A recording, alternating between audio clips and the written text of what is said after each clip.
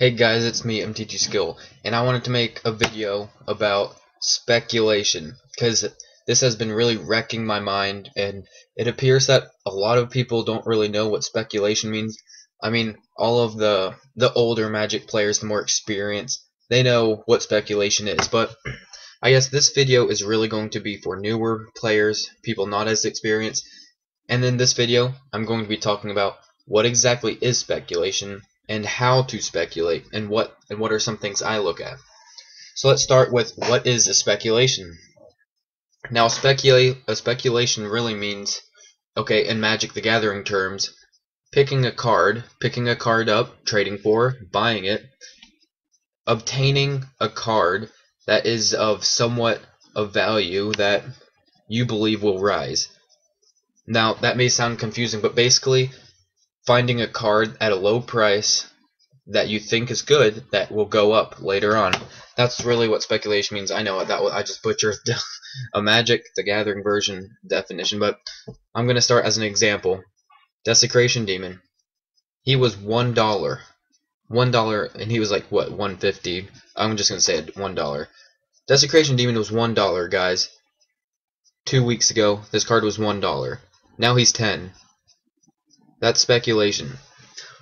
I mean, I picked up, I'd say 4, 5, maybe 6, even 6 or 7 play sets. So that's a lot of copies of Desecration Demon that I'm dropping. Will be dropping. I think it'll go up some more, but from $1 to $10, that's really good, and that's just one example. And so, what speculation is just a little portion of this video. I want to talk about how to speculate and what I look at. Alright, so how to speculate. When you're wanting to speculate, you're going to look at a card that has a unique ability. You're not going to look at some crap rare. You're not going to look at something like that. No. And usually you're going to be speculating on rares, not as much as mythic rares. I mean, you can be speculating on mythic rares, but usually, in my case, I find myself speculating on rares.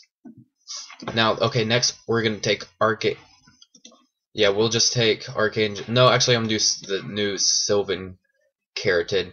Okay, Sylvan Keratin is going to be in Theros when that comes out in like 2 days, if you haven't gotten it at a pre-release. Now, what you want to look at is its ability. When you're wanting to speculate, you always look at it, the card's text. What does it do? Now, this has Defender and Hexproof, and it has tap, add 1 mana of any color to your mana pool. And it is a 0/3 on turn 2. Now you might say, well, I mean, I can't tell the difference between a card that's good and a card that doesn't have a good ability. I mean, I don't really understand. All with experience, this will all start to click. This card is really good, guys. Turn 1, Elvish Mystic. Turn 2, Sylvan Keratin. I mean, that's already, you're able to produce 4 mana on turn 3. That is insane. And if you play another land on turn 3, then you can turn 3 you can get up to those 5 casting cost creatures like Storm Breath Dragon, and you can just get that out on turn 3, which is insane because I was testing that in green red. With this deck, you can get that out on turn 3. Now, this is what I would speculate on, something like this. It's at a pretty low price. You can snag these on eBay for $3 a piece. Buy it now. And this is insane, guys.